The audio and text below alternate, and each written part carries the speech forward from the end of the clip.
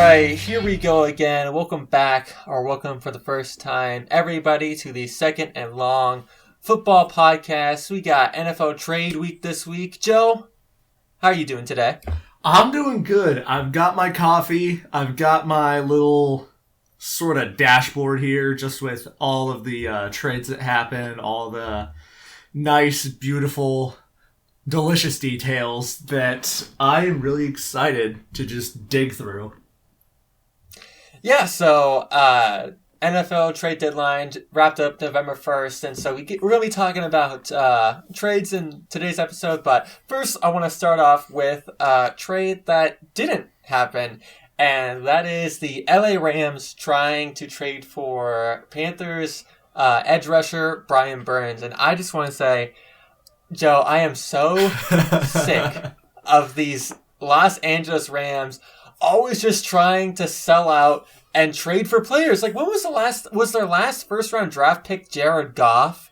Like, my God, it has just been so honestly annoying to me. You might be right, actually. I think I am, because they had to give up a lot for Goff, to begin with. So, and then they've traded, let's see, they traded for Jalen Ramsey and Matthew Stafford.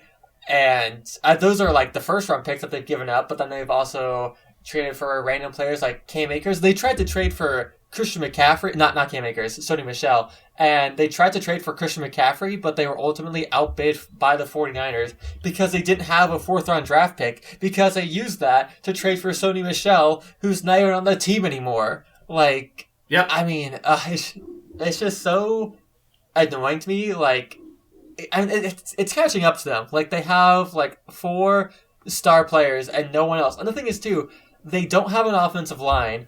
You can't only have offensive line if you're picking in the later rounds. You can't build an offensive line based off of picking in the later rounds. Like, it's just not going to work. And we're seeing that. Like, the Rams offensive line is trash, and no one's trading offensive linemen right now. Like, I mean, Trent Williams was traded recently. Like, he's the most recent offensive lineman traded. But it's because he didn't want to play for the Washington Commanders because he hated that organization. Most teams generally, like you're saying, don't really trade for offensive line. They generally wait for contracts to run out, and then they dole out boku bucks in free agency to build their offensive line. And I feel like as time's going on and, players in the draft becoming more like, I feel like drafts are starting to get deeper, but all the same, with people picking, higher and higher with edge rushers, sending out your 5th round offensive tackle to go block a top 5 pick, good luck is all I have to say with that. It's not going to work. And the thing is, too, like, they got lucky because, like, a few years ago, they were able to sign a 36-year-old Andrew Whitworth, who managed to still play, like, a top 10 level into his 40s, because the Bengals were ready to get rid of him because he was 36. But, like, that just doesn't happen ever. That is not the norm. Andrew Whitworth is very much an outlier. Because you also got him at a reasonable price. Like, you got him at a reasonable price for how good he was, because he was old, and so you were able to lowball him a little bit more because of that age, and he just came out and played like a top tackle. But you just don't see that. I mean, you see Teron Armstead leaving free agency, getting paid like 20+ mil to the Dolphins, and I mean, I think like he's getting paid a lot, but also one of the reasons why the Saints let him go to begin with is, well, because they're having cap struggles, but he's injury prone too, is the thing. Like, he's only played like half the games with the Dolphins, so the Dolphins are even doling out this much money to sign, like, and it's worth it to them because, like, okay, like, he's only going to be out there half the time, but when he's out there, he's really good. But I mean, you just don't see that, and the Rams just don't have the money to pay offensive linemen because they're too busy paying their top end talent all this money. And think about it, like, a lot of their good players they have traded for, but Aaron Donald was a good player that they have, and guess what? He was a first-round draft pick, one of their own first-round draft picks. And so at some point, at some point, you're not going to be able to trade for all your best players. You can't just assume every team's going to be able to trade. Oh, you offered them 2 first-round draft picks. That means they're going to give you their best player. Like, it's just not. Wait. Hang on. You're telling me there are franchise players in the draft? Yeah, I don't believe you. I know. I don't believe you. And I think what you have to do, you have to steal them from other teams. That is where the franchise players are. They're not. You don't draft a player that's going to play for your team for 15, 20 years. You go and you sign one, right? Right? No. Right? That's how it works, right? No? I mean, it's somehow worked. But guess what? The 2 star players they traded for, Matthew Stafford and Jalen Ramsey, because they were on teams like dysfunctional organizations. They were on the Lions and the Jaguars. Of course, the Lions and the Jags are going to trade away their best players because they suck, and they always Why suck. not? Why not? How much worse do you get? And honestly, frankly, like, how are those 2 players doing right now? Jalen Ramsey's like okay, and Stafford's having a Lions season. He's having worse than a Lions season. Like, he's on pace for his worst season yet because he's old. And, like, not that old, but he's old enough. He's in one of his 30s, and he's coming off an injury. Like, he has, like, this elbow injury. And, like, wow, what a shocker that when a player starts to get into his 30s after being in the league since being 21 years old, he's going to sustain injury. Like, I just love the emphasis. I just love the emphasis you put on that. He's old? What? Like, when you trade for players, they're typically a little bit older than the players that come out in the draft. So Wait.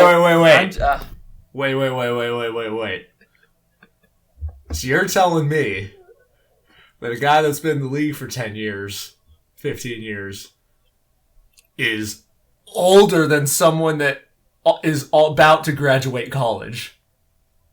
Again, I don't believe you. I don't believe you. I don't think it matters. I think you can have a team full of 35-year-olds and win 3 Super Bowls in a row. So and also, you don't have to worry about paying them either. Like, rookie contracts, who needs them? Let's give Stafford $40 million a year and Jalen Ramsey $20 million a year and Aaron Donald $20 million a year and Cooper Kupp $30 million a year. Wait. You're telling me you don't gotta pay these kids? You're telling Nope. You're telling me I don't have to give Tariq Woolen $20 million a year right now? Shit. Believe it or not, no. And it's weird that we've seen teams throughout the years build through the draft. You would think every team would trade for the best players in the league, and no one would draft anyone, because why would you draft anyone when you can just trade for everyone on your team? Yeah, no, the Rams completely sold their soul for 1 Super Bowl. Like, they've sold their future, essentially. And guess what? I also don't think they regret it at all. I don't think they have any problem with it. No, like, yeah, you won the Super Bowl, but, like, you were playing the Bengals, and you really should have had to have played the Bills, or even the Chiefs. And the Bengals were good, and they were a good fight, but, I mean, well, and that's the thing also, is that not only do you get just the Cinderella team that, like, somehow was able to, get through those 3 games and make it to the Super Bowl, but you struggled against them. Yeah, like, exactly. And because the Bengals were like 1 4th down conversion from losing the game against the Raiders, for God's sake. And I know they made a really nice comeback against the Chiefs and all that. And I'm not trying to discredit the Bengals. Like, they had a great run. No, but realistically, the Bills should have been in that Super Bowl. Also, like you said, not to discredit their run, but for a team that barely beat the Raiders and barely won all 3 of their games, and weren't the Rams the number 1 seed in the NFC last year? I think they might have been the number 2 seed. I think the Packers... That's right, the Packers were the number 1 seed, but then they got knocked off by the 49ers special teams. Yep. So you got all home games, or... I think Tampa Bay came to LA, so... Yeah, they did. And you should smack around that team in the Super Bowl. It should be almost funny with Cooper Kupp having, like, 200 receiving yards and 3 touchdowns. Like, it should just be, like, almost an embarrassment playing them in the Super Bowl, and it was really down to the wire. Especially with that Bengals offensive line. Like, you don't see bad offensive lines make it to the Super Bowl. And just speaking of which, weren't they supposed to get better this year? Wasn't that supposed to be a thing? Or it's like, oh, now Joe Burrow has a clean pocket. Oops. Which, honestly, like, I'm kind of a little bit surprised that the Bengals haven't gotten better. Because on paper, they've gotten a lot better. They signed Alex Kappa, Leo Collins. Didn't they bring in Ted Karras? I believe they brought in as well as a center. They brought in another guard, I thought, didn't they? Or maybe not. But at the very least, those. I want to say, who was the third one you said? I said Ted Karras. I believe they brought in what was his name? Connor Williams too. I think he was the other guard you're thinking about. No, I thought Connor Williams went to the Dolphins, the Cowboys. Oh, right? Yeah, I think you might be right. Did he? Hold on. Yeah, you're right. He's playing for Miami. I don't know why I keep thinking Connor Williams went to the Bengals. Okay, yeah, they didn't. I thought for some reason I thought they brought in 2 guards, but they only brought in Alex Kappa because I'm looking at their depth chart right now. They're starting Cordell Volson. You know, household when name. You have to slow down and really look at the name, it's like, okay, this is just someone. But, I mean, yeah, on paper, I mean, Jonah Williams was, like, the 11th overall pick, like, a few years ago. Like, they have a good offensive line on paper, but it's just not panning out for the Bengals. And that's the thing. This offensive line, it is better, I think, like, just from a talent perspective-wise. So the fact that their offensive line is better and it's still this bad shows how bad their offensive line was last year in the Super Bowl. And it was a 4th down away from, like, continuing a potential game-winning drive. Yeah, like 4th and 2. You take out Joe Mixon on a 4th and 2. Like, that was a little bit ridiculous. And that's the thing. The offensive line was so bad. Aaron Donald got in there, like, immediately. And granted, Aaron Donald does tend to get in there fairly quickly, but my God, like, the fact that the Bengals were driving to win the game, like, in a Super Bowl, man. Yeah. But anyway, Rams, yeah, sure. They are very happy. They got their Super Bowl. Maybe got a little bit lucky, but it is not looking good. And that's the thing. Like, I don't know why they're still trying to trade away a 2023 and a 2024 for an edge rusher this year. Edge rusher isn't, like, one of your big needs. Like, yeah, everyone can always use an edge rusher, but my God, like, I don't know. Like, the thing is, like, the Rams are struggling right now, and would bringing in Brian Burns really, like, is that going to turn their season around? Is that the missing link? No, it's like they brought in Von Miller last year around the trade deadline, and, like, yeah, that was, like, really helpful because they already were having a good season, and then they thought, oh, let's bring in an additional piece on the defense to really elevate us to the, like, next level. But, like, it's not going to elevate that defense to the next level. It's just not going to be the same impact, especially because Von Miller just is a better player than Brian Burns was, you know? Like, I don't know. And obviously Brian Burns is going to play really well next to Aaron Donald. That typically tends to happen. Pass rushers play better if they're playing next to Aaron Donald. I mean, we saw that with Dante Fowler. Like, come to the Rams, play really well, go to the Falcons and do nothing. So, right. I mean, he is going to produce more, but, I mean, If that trade would have happened, the Rams wouldn't be picking until 2026 in the first round. Granted, they don't give away more of their first-round draft picks. And you can't build the offensive line with just middle-of-the-round draft picks. Like, it just... All the best offensive lines around the league have at least 1 or 2 first-round draft picks. Like, you look at the Lions, have a really good offensive line. They got both their tackles and their center were all 3 first-round draft picks. Yeah. Like, the Cowboys' offensive line, Tyron Armstead, oh my gosh. Tyron Smith. Tyron Smith, thank you. First round Which draft also pick. hasn't he been hurt for like 5 years? He has been, but that's the thing. The Cowboys they drafted Tyler Smith, I believe. Was the offensive tackle and in the first round, and he's actually been pretty decent, I think. Yeah, look at the Seahawks. A rookie. Yeah, Seahawks. Charles Cross, number 9 overall pick. And it can work. You can find your Abraham Lucases, but they are not plentiful, especially later in the draft. There aren't a lot of him.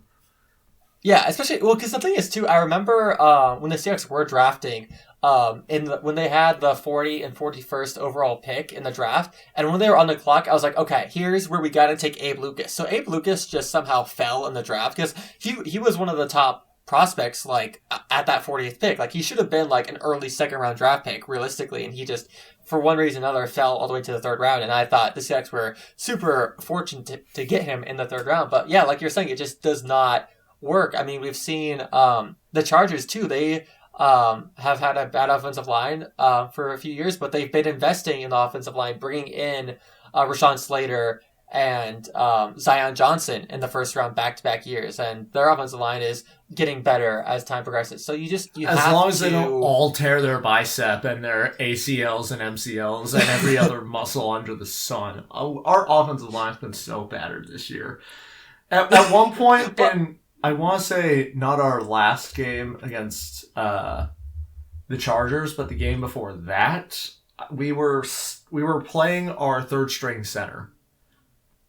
Oof, that was right. Well, yeah, Corey Lindsey was he had food poisoning or something like that. Because, oh god, yeah. There's some sort of illness. So and of course the Chargers would have someone out because they're violently throwing up because they ate some bad chicken. And I'm sure at the this week's game against the Falcons, I'm sure walking into the stadium, Austin Eckler's going to trip and tear his Achilles. So just walking into the stadium, just walking down the tunnel wearing his nice jacket, and he's down. I think that LA turf is probably got to be some of the worst turf in the league. It has to be, right? I mean, because we saw when the Seahawks played the Chargers, both J.C. Jackson and DK Metcalf went down with knee injuries. DK Metcalf was likely able to recover, but J.C. Jackson was not as fortunate, and and I just think that stadium might have been built in a rush. It seems like, but anyways, it definitely was. It definitely, yeah. We've already done this one. We've covered this, but I think I feel like the SoFi Stadium has got to be the worst. I think. I mean, I can't imagine a stadium being worse than that one. I mean, but the Commanders Stadium hasn't exactly been FedEx Field. Well, I believe they have. Yeah, they have grass, but they just have really crappy grass. I'm pretty sure. So that's the thing. They have grass, which is good, but they just don't take care of it well, and so. Well, yeah, that's all on the shoulders of Dan the bitch boy Snyder, who just refuses to be a good human being. But thankfully, it looks like that might be getting taken care of. Yeah, maybe Jeff Bezos can swoop in and take care of that field. Yeah. No, Jeff Bezos could buy probably every NFL team, and if he does, I hope he would fix the field issues and invest his $200 billion. I think he'd make them play on grass. I think he'd make them play on concrete just because he's a monster. I think he would pave every single stadium. Just because... Take off all the pads. Yeah. Rugby on concrete would be the NFL if Jeff Bezos owned it. Oh my god. But, okay. Let's get into the main topic, though. We got trades. All right. Joe, let's go. We were talking about the Rams who didn't make a trade, but why don't we talk about a trade that did happen? Joe, you want to take us away with this first one? Let's crack open this can of worms with one of the bigger ones in this trade deadline. The Lions traded away their star tight end, TJ Hawkinson, to the Vikings and got what was it? They got a 2023 second round pick and a 2024 third round pick. That's what Detroit got. But the Vikings got Hawkinson and 2 4th-rounders. Exactly. So they don't really gain any picks. They're just basically trading up in those 2 drafts. Essentially, yeah. And they also get a top 5 tight end in the NFL. So, I mean, you know, I think it's a good move for the Lions considering they're entering year 30 of their rebuild. So acquiring those draft picks has got to be nice. We got it next when are the year. Lions going to be good? It's never going to happen. Not a chance. Not a chance. They're gonna draft Bryce Young and end his career in 2 years. I really don't see a light at the end of the tunnel. I just see an infinite darkness going both ways, into the past and into the future. It's just, and of course it has to be within the division, because the Lions don't understand the concept of trading in your division isn't ideal. I don't think they fully grasp that concept. Yeah, I mean, I believe TJ Hawkinson was drafted by the previous regime, so that's possibly, like, I mean, not why they're trading him away, but, like, it makes kind of a little bit of sense. And the one reason I would say I like this trade for the Lions is that you do have Dan Campbell as your head coach, who was an NFL tight end and was an NFL tight ends coach. And when he was down there in New Orleans, he actually did a pretty good job at, like, getting these kind of lesser tight ends to perform pretty well. And ever since he's left, I feel like the New Orleans Saints haven't had, like, any tight end production. So I don't know. Taysom Hill's been all right. No, Taysom Hill's a quarterback. For everyone at home, that's a joke. For everyone at home, that's a joke. I'm kidding. That was a bit funny. I am not seriously calling Taysom Hill a fantastic tight end. Or just a quarterback. I'm not calling him anything. I'm not addressing Taysom Hill at all. Taysom Hill is an NFL player, and we'll just leave it at that. Yeah, he's an NFL player that's making $40 million a year to be mediocre at multiple positions. Well, unless you're playing the Seahawks, then he'll score 3 touchdowns. So. That's true. That is true. Yeah. Anyway, but basically, what I'm trying to get at is that I think, like, Dan Campbell doesn't necessarily need someone with as talent as TJ Hawkinson to get production out of that tight end room. I'm not quite sure. I know they've drafted. I know, like, was it Isaac Nada might be on the roster? I know they drafted him. I'm not sure if he's still on the roster, but and I think it's a good move for Minnesota because I believe Irv Smith is a little banged up right now. So I think that's maybe the thought process is just like they tried the Irv Smith experiment and it hasn't quite worked out super well. So it looks like as of right now on the depth chart, the Lions are rocking with Brock Wright, who we all know and love, clearly. Ah, yes, household name. But, I mean, he's out of Notre Dame, which is typically a decent school for tight ends, so we'll see if the trend continues. But then again, TJ Hawkinson's out of Iowa, another good school for tight ends, and he hasn't... He's worked in the NFL, but not up to the billing that he was coming out. I mean, when TJ Hawkinson came out, he was supposed to be like the next Gronk, basically. The next Gronk doesn't exist. I'm also going to say that. That's a fantasy, thinking that you're going to find another one of him.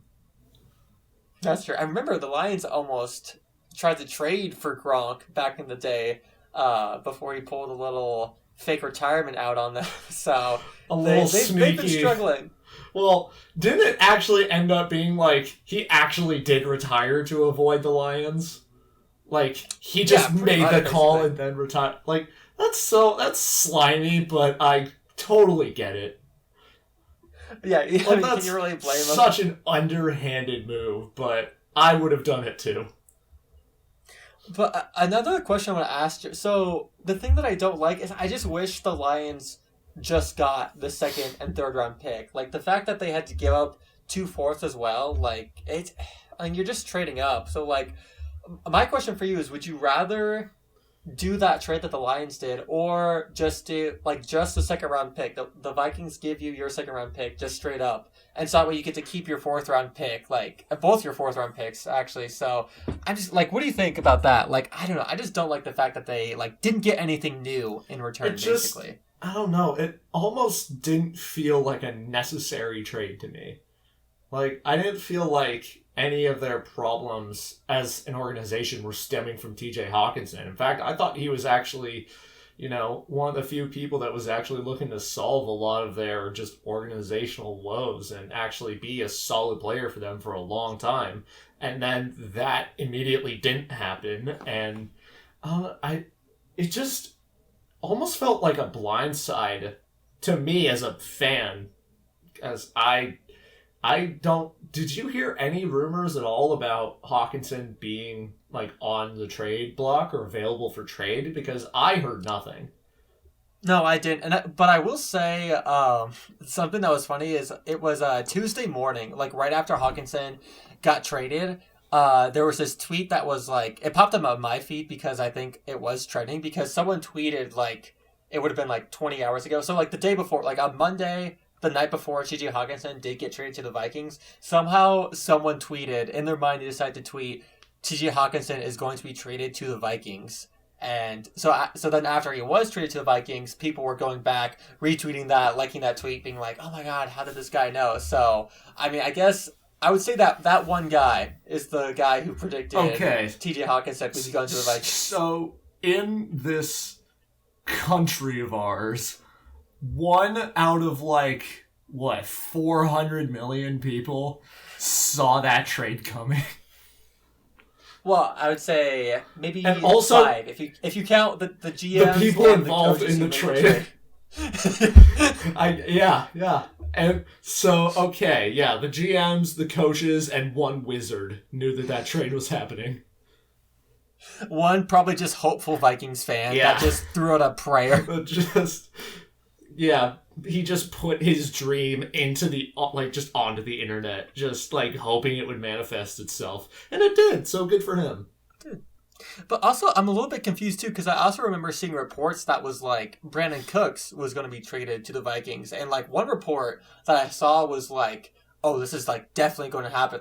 Brandon Cooks will be a Viking, and then ultimately that just never happened. And I believe now Brandon Cooks is being asked to be released. So he's not playing in this upcoming game.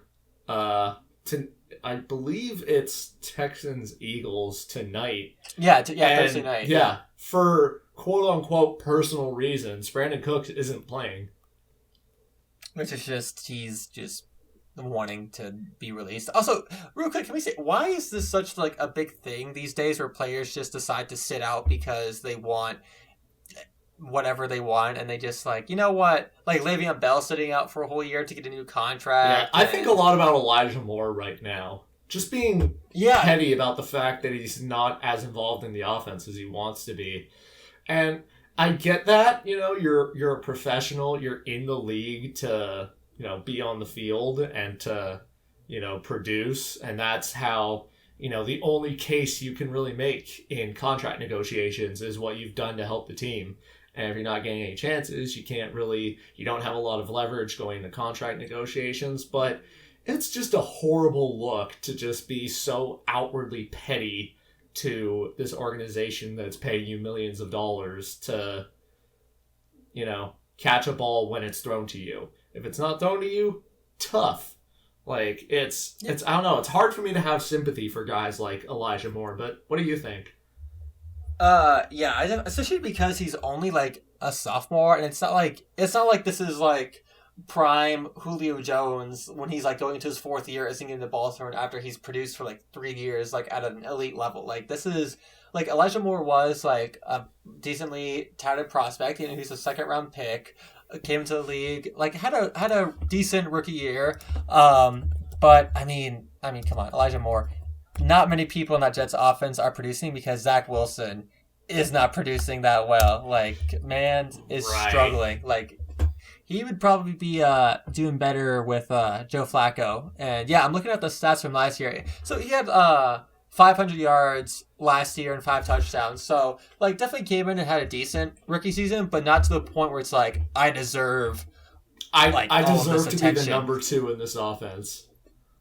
Yeah, he's talented, but, like I said, the Jets are just kind of struggling to be a great passing team. And I think, honestly, what I bet Robert Salah wants to be a run-first team. I think that's why they drafted Breece Hall. I think they want to be a defensive run-first team. And so, like, if Elijah Moore doesn't want to be a part of that, like, I mean, I don't know. I just feel like you gotta do what you gotta do to make ends meet in the NFL. So, like, I mean, if you're not, that's the thing. It's like you gotta run block 3 times, get 1 catch. Like you gotta do that, you know. Like you gotta be able to.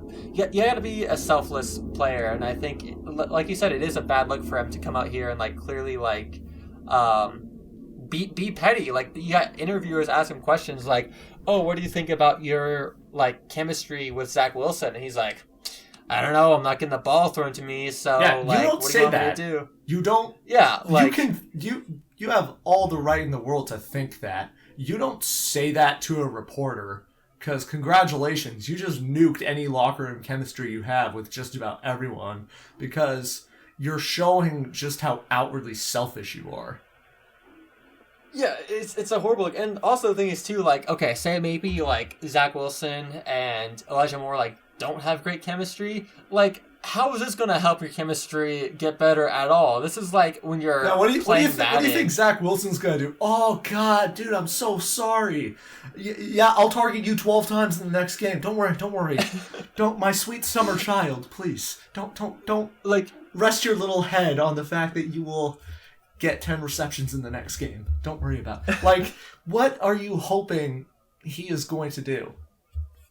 Yeah, and I don't know. It's just, I don't know. I agree. I thought he would be traded, but the thing is too, like, what do you give up for him is the thing, because like he could be a really good player. So I feel like the Jets would be wanting to ask for too much just based off of what Elijah Moore could be, and I think a lot of teams I don't think he's worth anything more than a 5th round pick right now. Yeah, and the Jets probably were like, okay, we just spent a 2nd round pick on him, so that's what we want in return. And most NFL teams are going to look at that and be like, no, because we don't know what he can be. And that's what I'm saying is he hasn't produced enough. With every second, he is depreciating himself.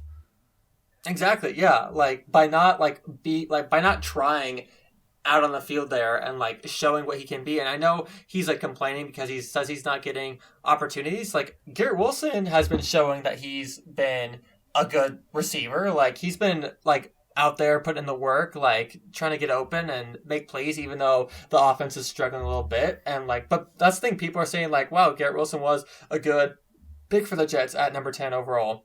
Yeah. And so like his value, like people are seeing like, okay, Garrett Wilson is a good receiver, but it's hard for people to say that with Elijah Moore when he's like not like wanting to be out there and clearly like not trying and not like, I don't know. Like, he's not getting targets, but, like, how much of that is that his own fault? Like, maybe he's not trying as hard and he's not getting open enough for Zach Wilson to hit him. Like, I don't know.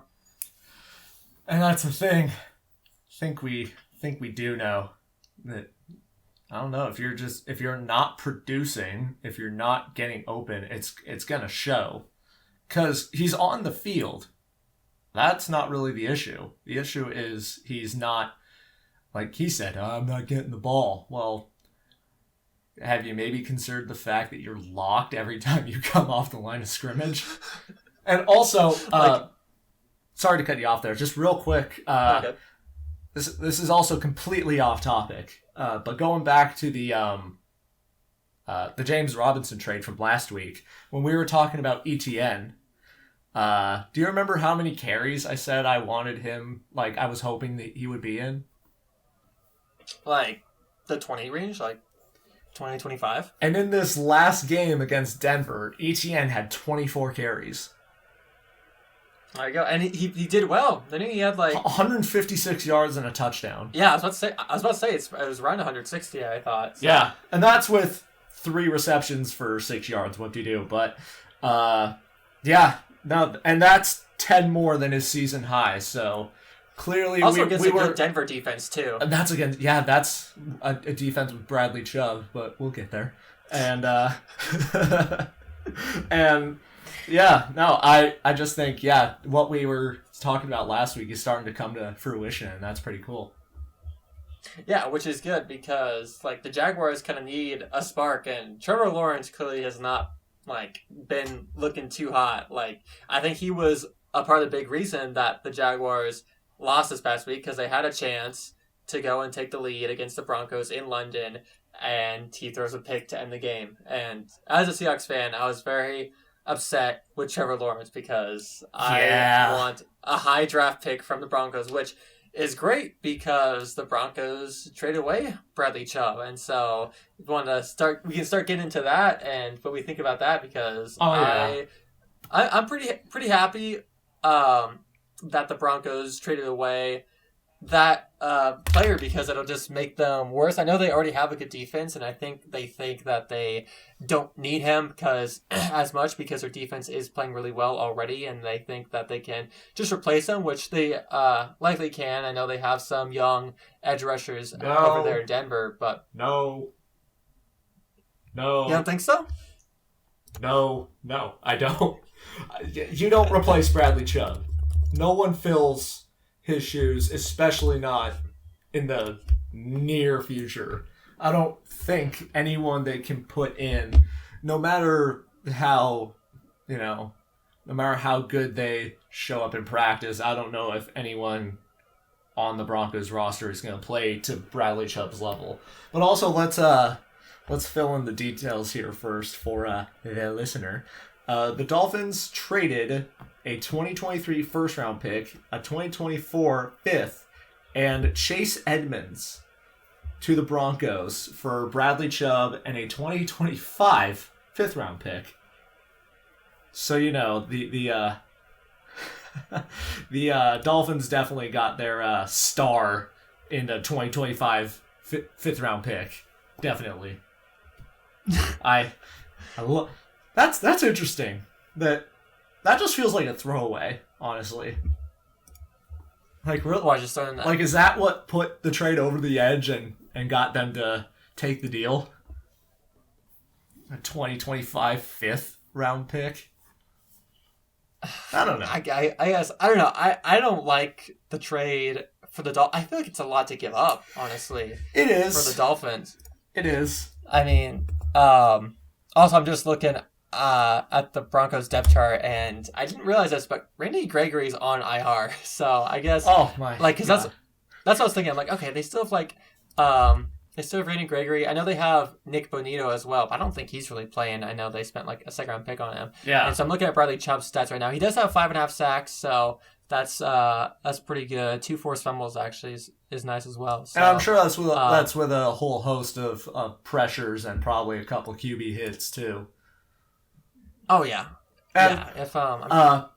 One thing that made me happy when I first saw this trade, I like the fact that the Dolphins were dealing Chase Edmonds, because I was like, hey, the Dolphins are starting to thin out their running back room a little bit, and they're finally going to have a little bit more clarity on who's going to be the main ball carrier in Miami. And then let's see, that was probably like a couple hours later, maybe even like half an hour later, they then traded for Jeff Wilson from the 49ers. And I was like, oh, okay, well, scrap that idea.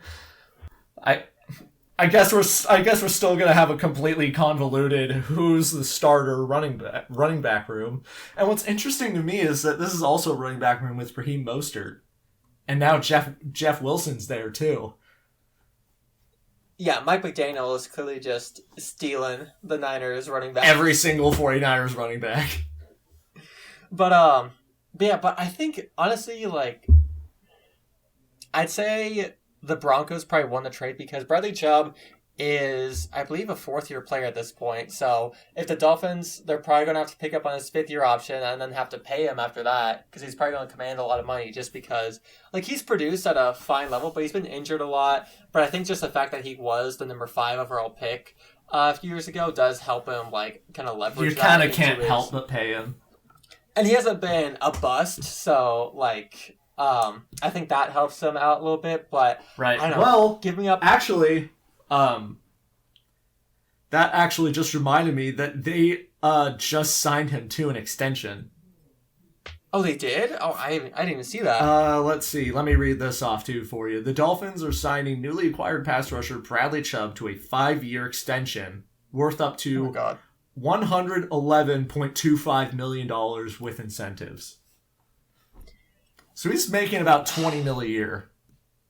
Yeah. Okay. I mean, like That's it's a definitely bit lot of much. money. That's a bit much. Yeah.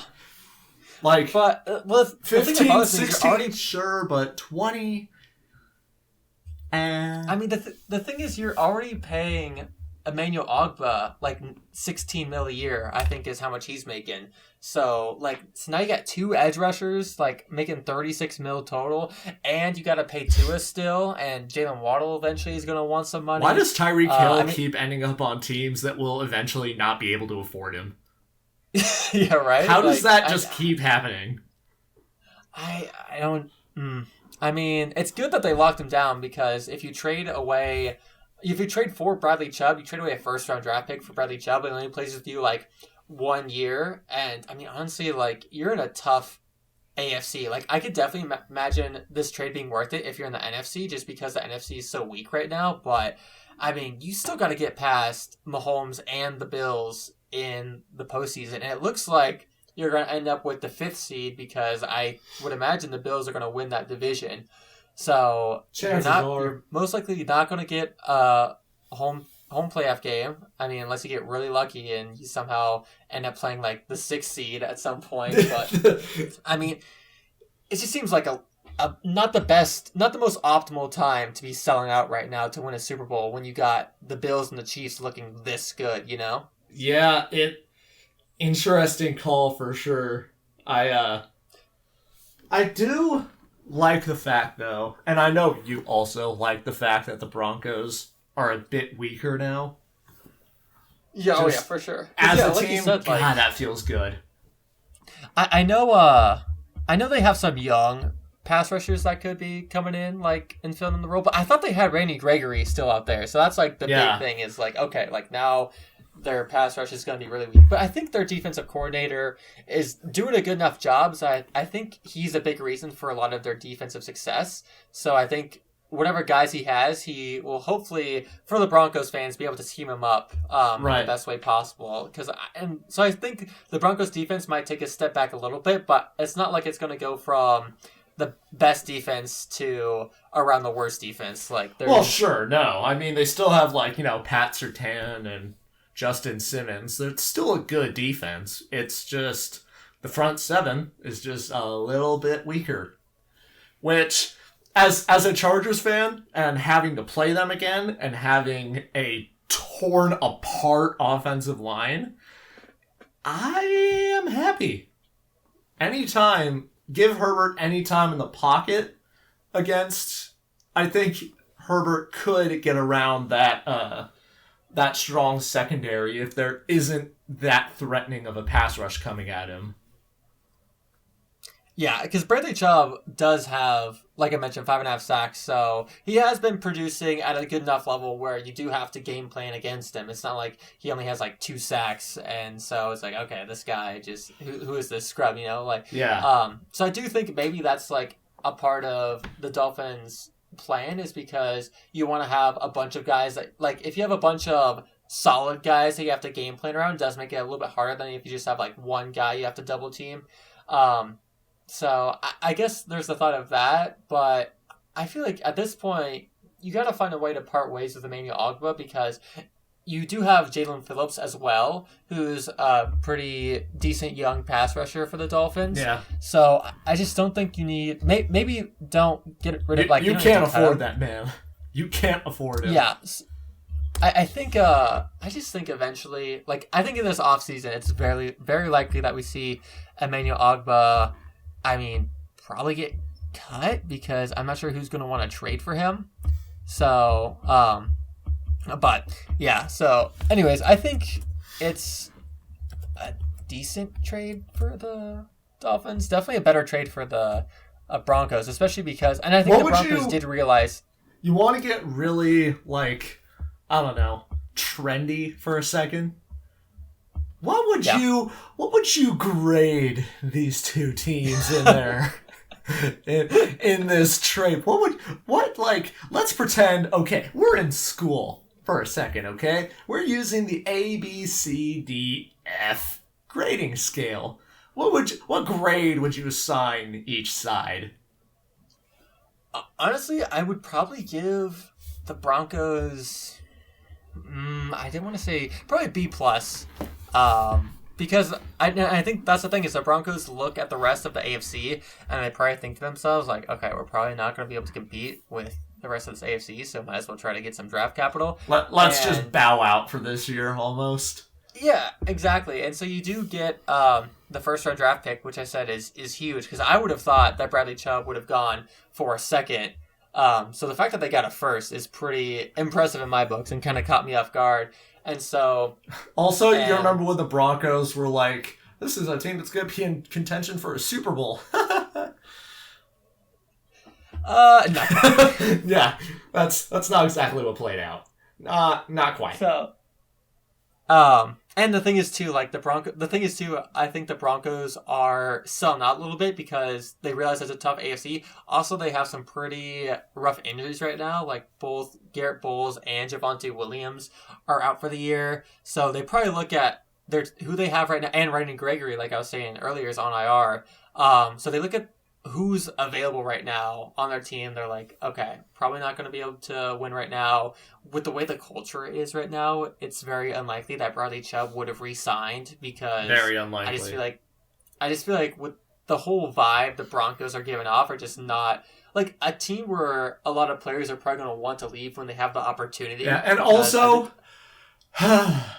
thanks to Russ, you can't pay anybody. Exactly. Congratulations, yeah, exactly. Denver. You've made your bed. You paid him like $50 million a year, and he's like putting a wedge in the locker room. Like even like coming out when he was saying like, "Oh, I was doing high knees on the plane for 4 hours and like studied film for an hour and did high knees for 4 hours." Dipshit. Like, dude, because. It's just a bad look and he was also like, yeah, I don't really get jet lag. So while everyone else was sleeping, being a lazy piece of garbage, I was out trying to make myself better. And did I forget to mention that I'm better than all of you? Literally, like that's the vibe he's giving off. It's like, oh, sleep is for the weak. He literally is saying sleep is a waste of time. Like, are you kidding me? You're a professional athlete. You need sleep, dude. I hate this man. We are such a broken record of a podcast. Yeah, okay. Gotta move on from Russ. Yeah. That's all we'll say. Russ is driving the locker room apart, and so Bradley Chubb probably wasn't going to re-sign. So the fact that you got a first-round draft pick for him is pretty good, I'd say. And so the Dolphins, I'd probably give it like a C-, honestly. It's tough because you're getting a good player, but you're giving up a decent amount for him. I know like that pick was like free for you because you got it from the 49ers from trading down. So I would honestly give this from the Dolphin side. I'd honestly give him like a C+ almost. You think? Just because in terms of the Dolphins offense right now is fine. It doesn't need any tweaks at all. And you added Jeff Wilson. He's just going to be a good role player from when you need him. He can pick up 8 yards on a carry just out of nowhere. So that's a good trade that they made. But I honestly like the fact that they're also trying to build their defense. They want to make a run, and this is a team that could pull off like a Bengals sort of run, I think, in the playoffs. And even though the Chiefs and the Bills are two stacked powerhouses of teams, I think the Dolphins with Bradley Chubb, which, as I've always said, the better your front seven is, the less concern you have to have about your secondary. And the Dolphins already have a decent secondary. They are trying. This is a team that can compete with the Bills and the Chiefs. Are they better than them? No, but I feel like this is just an extra piece that will help them compete come January.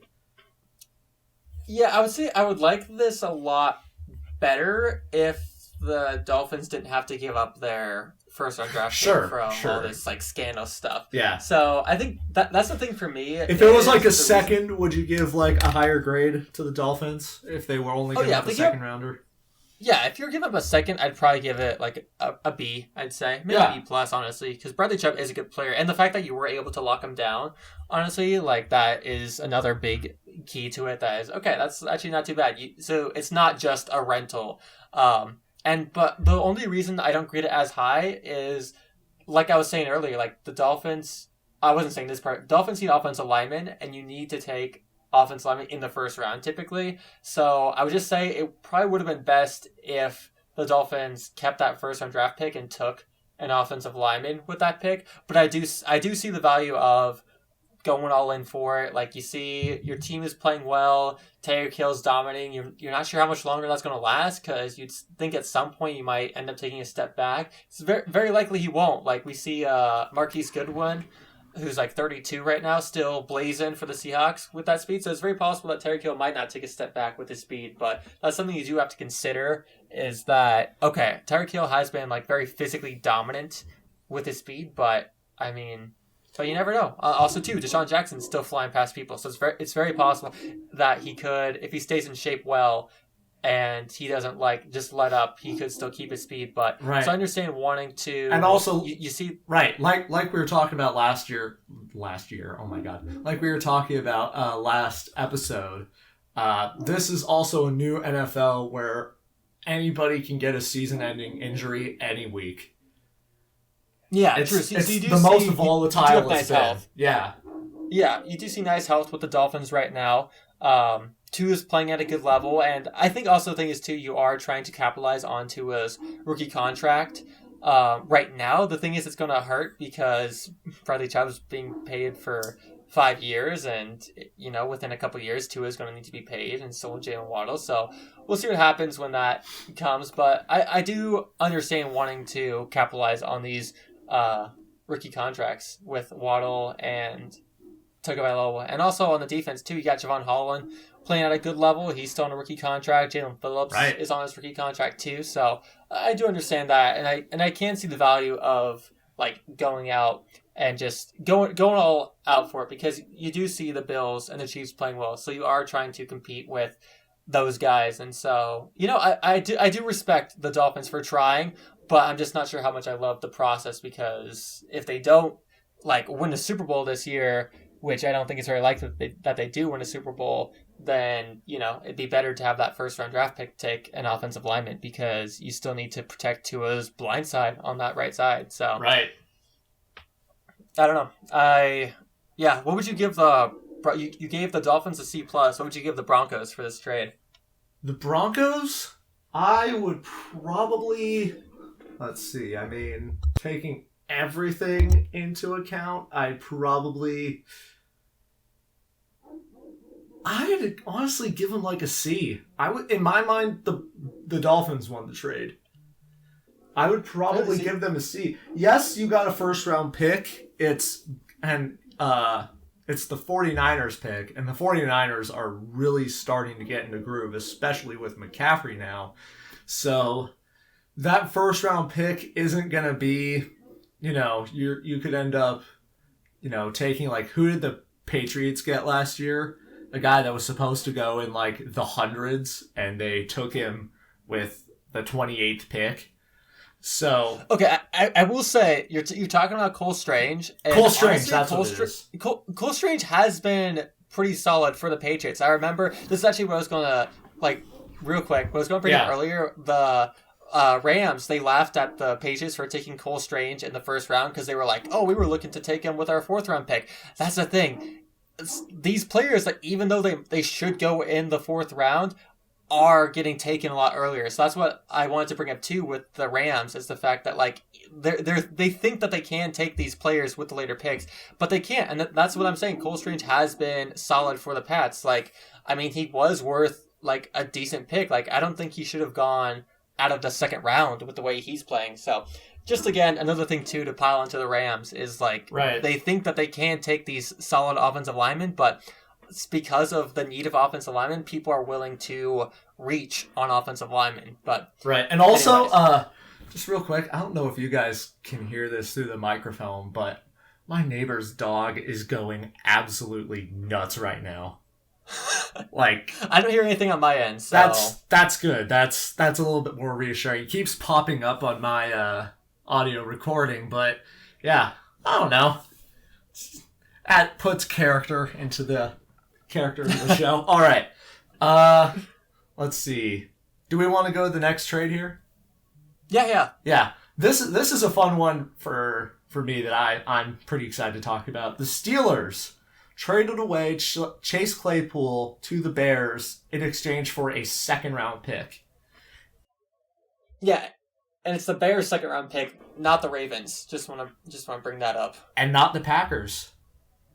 Not the Packers That's either. right. Yeah, that's right. It's not because the Packers also offered a second-round pick. Imagine. And that was a little wrinkle there, is that the Pittsburgh is going for they want a higher second-round pick. And they thought if they gave Chase Claypool to the Packers, that draft pick wouldn't turn out as well as if he goes to the Bears. So I love this trade for both sides. Yeah, I think this is a win-win. Like, honestly, I could really see this being like an A for both sides because... Honestly. Like, it is maybe it's a little bit rich to give up a second-round pick for Chase Claypool, but sure. you want to help out Justin Fields. I think that's the big thing is they're showing that they have investment in him. Yeah, exactly, because as of right now, like I mentioned earlier, the sophomore quarterbacks are struggling a little bit, but Justin Fields has been the best this year out of all the sophomore quarterbacks. I know Trey Lance has been injured, but Mac Jones has been struggling. We talked about how Trevor Lawrence and Zach Wilson are both struggling. Right. And Justin Fields has that elite mobility aspect. Like behind Lamar Jackson, he might be the best running quarterback in the NFL. And so the Bears are trying to tap into that. And also, the Bears have Darnell Mooney, but when a defense can completely key in on just Darnell Mooney, because no one else is really that much of a threat, now that you throw Claypool into the mix, I think that's going to be good for Mooney as well, because it's going to spread the defense out, and they're going to have to reprioritize, whereas before they could just focus on him and the running back, because, oh no, Cole Kmet's running up the middle of the field. Help. But, Yeah. And I think you're right. This does help out the other weapons in the Chicago offense as well, because you do have to key into Chase Claypool because the thing is, like, he wasn't getting much volatility in Pittsburgh because, George Pickens is playing pretty well. You got Deontay Johnson there as well. And that's also who I love this trade for. I love it for Pickens. For me, that shows that the Steelers are now... they're definitely... Pickens is going to be getting a lot of love, I think, in Pittsburgh over the rest of this season. Sort of like similar to James Robinson and ETN, I think. Yeah. Those targets are still going to be there. They're just going to be delegated to other people. And with, 7 to 8 targets that Claypool normally gets now having to be redistributed, some of those are going to go to Pickens, and I honestly think a pretty decent portion of them are going to go to Pickens, and as they probably should. I think the thing is, the problem was Claypool actually wasn't getting that many targets in that offense, and I think that was part of the problems because Chase Claypool is the type of receiver that can make these splash plays, and so honestly, like, being in Chicago, he will be the main target in the offense. I think that'll be helpful because he will, like, if you get him, think about this, if he makes like one bad play, but he's only getting 2 targets, then that's 1 out of every 2 is a bad play. But if he's getting like 8, 9, 10 targets and he's only making like 1 bad play out of those, 9 targets that he's getting, then yeah, that is going to be good for Chase Claypool to kind of show that he is the same guy that he was his rookie year, because he had a really good rookie year, caught like 11 touchdowns, I think, and then because of Big Ben's not very well played last year, kind of took a fall off, and then because of George Pickens going in and taking some reps from him and some targets from him, falling off a little bit too. So I think the situation in Pittsburgh the last couple years have been disadvantageous for Chase Claypool, but I think he still can potentially be that number 1 receiver that we kind of saw out of him in Pittsburgh in his rookie year. What's interesting is I'm looking at Chase Claypool's targets right now. I'm looking at his stat line game by game this season. In the past 4 games, he has had 9 targets, 7 targets, 8 targets, and 6 targets. Really? And that, honestly... He hasn't been producing that well, though. Let's see. In order of that, the 9, 7, 8, 6. Statistically, he has 5 catches for 50, 7 for 96 and a touchdown, 5 for 41, and 4 for 45. So very average production outside of the 7 catches for 91 and a touchdown. That's the outlier game versus Tampa Bay where he just went nuts. And, with not statistically crazy, but with, insane 10-yard catches, on the sideline in double coverage. And outside of 1 game, he hasn't had under 5 targets this year per game. So that will definitely also go up in Chicago. He did start the season getting 6.662 targets. So I mean, so I think he definitely was getting more targets, and I think it seems like that's probably because when Kenny Pickett went in there, he might have been getting some more targets. But also, it's possible that he was getting more targets because they wanted to trade him, and so they kind of wanted to show people, hey, this guy can still play. If we throw him the ball more, hey, watch this. But I think in that Chicago offense, he should be getting at least 10 targets a game, I feel like, because he can make those big splash chunk plays down the field. He can go up over the DB and make a catch, and he's got the speed too to potentially outrun some guys. He doesn't have elite speed, but for being 6'4", he has really good speed for that size. So I think he has the physical traits to be that number 1 receiver. It just depends on if they can scheme him up correctly. And I think the thing is too, we've seen Chicago kind of start to do better scheming. We saw at the beginning of the season, Chicago had one of the worst passing stats of all time, but they've really turned it around these past few weeks, actually being able to score points. I mean, you have to, don't you? You don't really have a choice. You can only really go up from where they were before. Yeah, and so it's been good to see them actually tap into Justin Fields' athleticism too, and that's helped kind of open up the passing offense. And so I hope to see Chase Claypool get into that offense and really thrive there, because I would also love to see Chase Claypool thrive in that offense, just to kind of get back at the Packers for not trading for him, because the Packers have just struggled to find receiving targets, and they had the opportunity to trade for Chase Claypool. If they probably just threw in a 4th round pick, if they offered the Steelers because they offered the Steelers a 2nd already, and if they also threw in a 4th, I think the Steelers would be looking at that a lot more, and they might opt to do that trade with the Packers. So I think if the fact that's interdivision too, that the Bears stole Chase Claypool away from the Packers, I think that might even be more of kind of, a little rub it in your face for the Packers, the fact that they aren't being aggressive enough to get receivers, because we're seeing now in this day and age, receivers are super important for team success. Yeah, core to success. They're almost, at this point, they're almost synonymous with each other. It's do you have a good receiving core? Okay, now let's check your record. And exactly, yeah. Generally, nowadays, they're starting to really reflect each other. We're talking about the Bengals earlier. A part of the reason they weren't able to make that run was because of the receivers on that team, just making incredible plays. And so I think, if you see what Chase Claypool has done in the league and you like what he's done, if you're the Bears GM, I'd say why not throw a 2nd round pick? It might end up being the 40th overall pick or around there, but I think that's worth it because he could develop, and he's still young enough. It's not like you're trading for a 28-year-old receiver. And so I don't know. I think it was a great trade. And we're saying, with the Steelers, they didn't really need him. They have Pickens and Deontay Johnson, so you don't really need him at all. So yeah, Chase. I just looked it up. Chase Claypool is only 24 as of right now, and he turns 25 in the summer. So I think it's a great trade for both sides because you're helping out Justin Fields for Chicago, and the Steelers are just getting rid of a piece of the offense that wasn't necessarily needed because of the other pieces that they have. Right. I'm with that.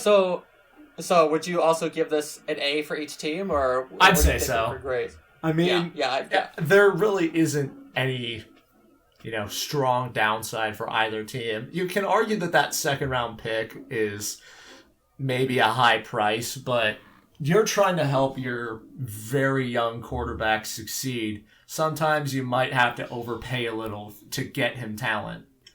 And I'm happy that the Bears were willing to do that. And you traded away Roquan, so you do have a second-round pick still from the Ravens, which will probably be like a later second-round pick, because it seems like they're going to win that division. But so you still have a second-round pick, just not 2 second-round picks. So I think it was definitely worth the risk. And if Chase Claypool doesn't work out, that's one of the trades where I do like the process, and I think it's definitely worth it, even if he doesn't work out. Right. No, I'm totally with that. The risk versus reward ratio is very positive in the Bears' favor for this one. And for the Steelers too, there's I don't even know what the risk is, because you're not losing that much as of right now in your offense. I mean, we could see Chase Claypool actually absolutely ball out in Chicago, but even if he does ball into Chicago, I still think as a Steelers fan and that organization, you're still pretty confident with that trade. You're he wasn't doing. If he does go to Chicago and play better, you look at him well, he wasn't really doing that for us anymore. So, it's great that he's doing that there, and we got a decent return for him in that second-round draft pick. Yeah, absolutely.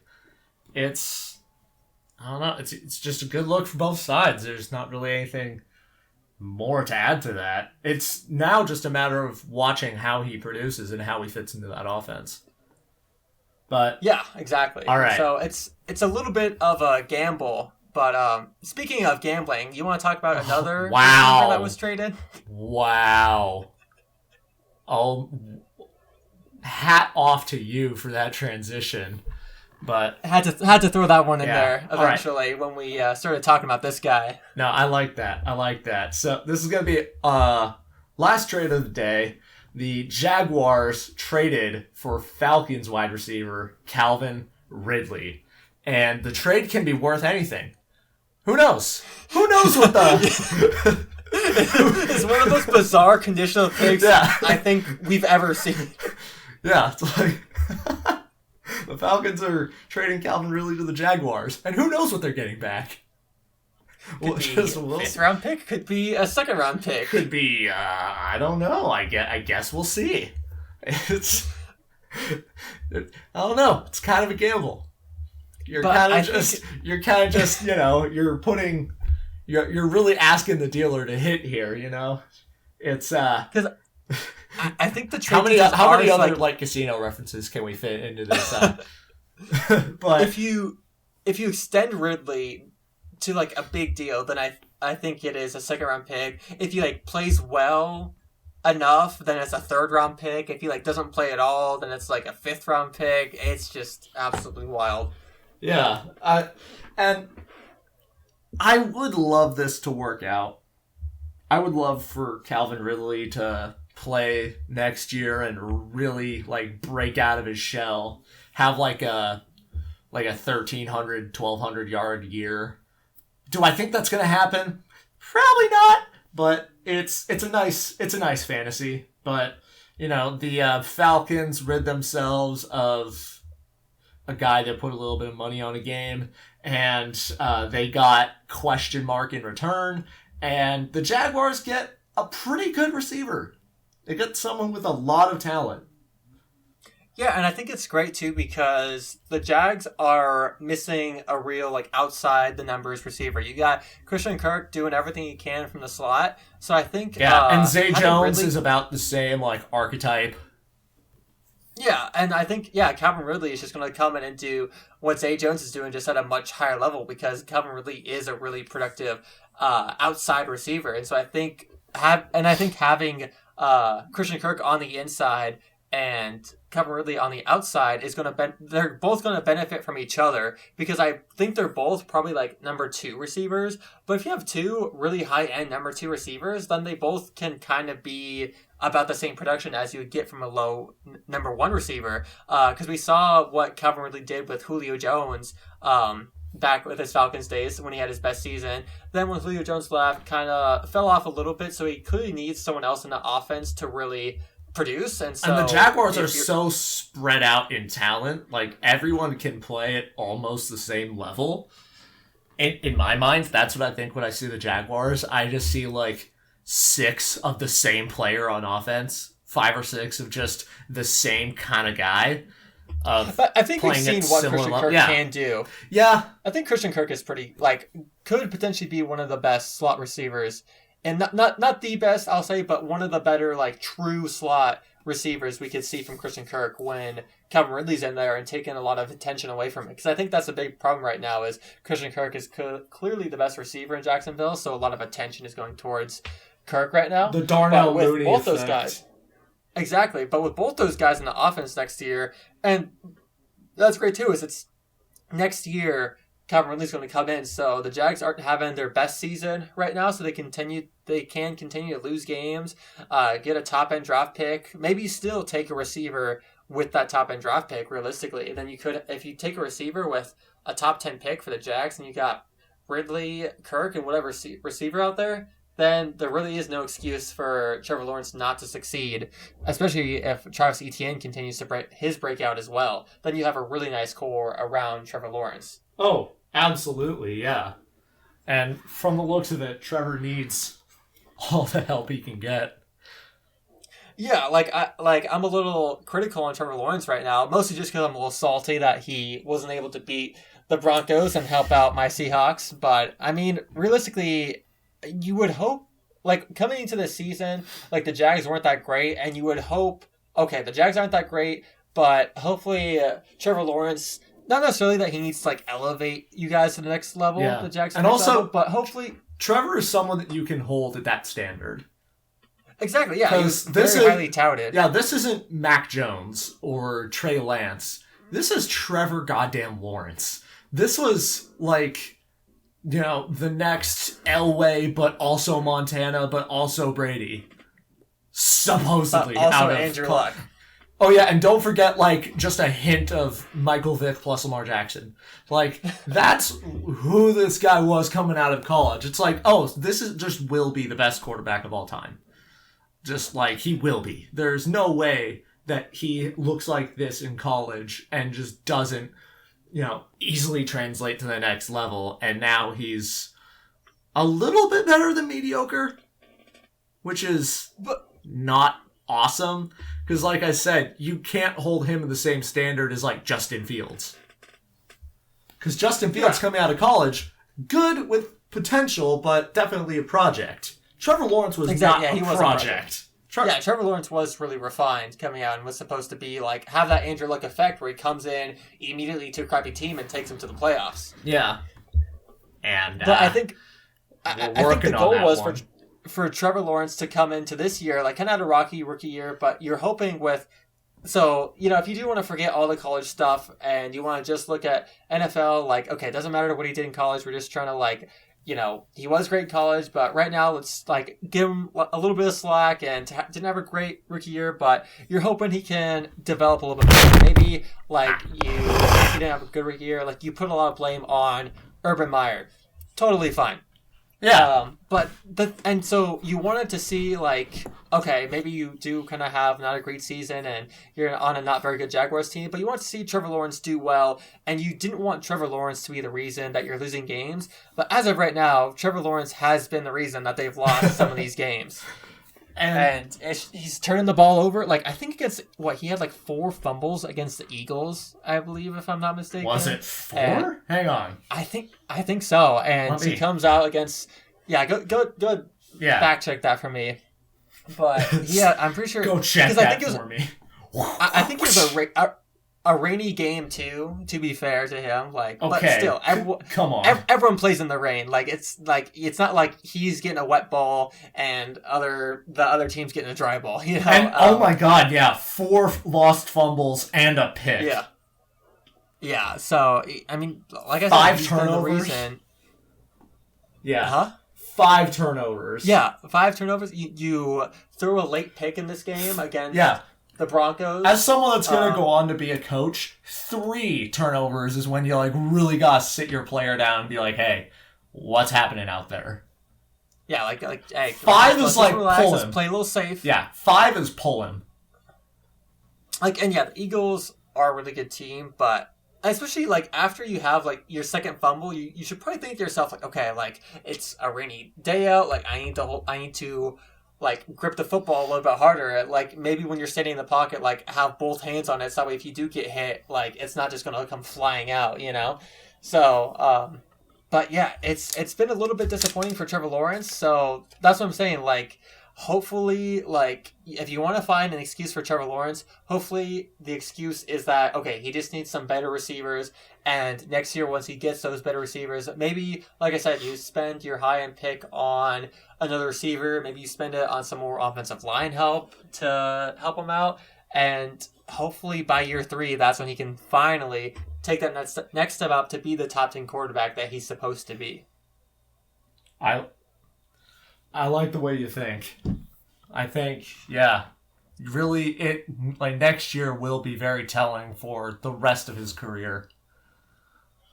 Because yeah, you like year 3 is like you gotta have it figured out by year 3. I think that's even what a lot of NFL players think. Is like, okay, like rookie year you're coming in just kind of learning it, and then like your sophomore year, like you know a little bit more, but you're really still trying to figure it out. But year 3, like that's the money maker. There's no excuses for like, oh, he still needs to develop by year 3 because you've had time to come in and really like learn the ins and outs of the NFL and like how good everyone is, you know. Yeah. So and again, I want to reiterate, Geno Smith is an outlier. He's not normal. He's not like you. He's better. So, but that's the thing. Geno Smith like did embrace like being a backup and learning, and so like I don't know. I think you just got to embrace the opportunity that you're put in, and so Trevor Lawrence has to embrace his opportunity of okay, like I haven't been on 2 great teams my first couple years in the league, but they're trying. The Jaguars are trying to put a good team around him. Like they hired Doug Peterson to be like a stable force within that organization, going like completely opposite of Urban Meyer. Like okay, Urban Meyer didn't work out. Let's just get someone, a good culture guy, and I think he's putting the pieces. Like clearly, we're seeing all these players get signed to Jacksonville. Like I think right now, you got to get the players to come there. But right now, I think Doug Peterson right now is what everyone thought Matt Rule was going to be. A good like sustainable culture guy. A good long-term answer. It'll take a second to build up, but once it is built, what is going to be shown on the field it has the potential to be special. And like everyone thought Matt Rule was going to do that to the Panthers, and then he was a terrible head coach, and then okay, all right, move on. Scrap that work out, but yeah. But I do like what they're doing in Jacksonville, and I would give this trade an A for the Jags, and I do like the trade for the Falcons as well, because clearly, like, Arthur Smith just didn't see him in the long-term future. Like, they drafted Drake London in the first round. You still have Kyle Pitts. So I think if you're Atlanta, you're just looking at Drake London and Kyle Pitts, and I think building a younger core. Really young. Calvin Ridley's a little bit older as well. Is he like 24, 25? No, he's 27. Oh, he's about to turn 28. What? Yeah, he came out like as a 23-year-old into the draft. Wow. Yeah. Huh. Time flies, man. Yeah, and the thing is too, like he's been kind of like overshadowed by Julio Jones with his first few years into the league, so it's kind of forget about him a little bit. But I mean, I'd say I'd give this like a B or B plus for the Falcons. I agree. Because Yeah, like you're trying to build like a new young core.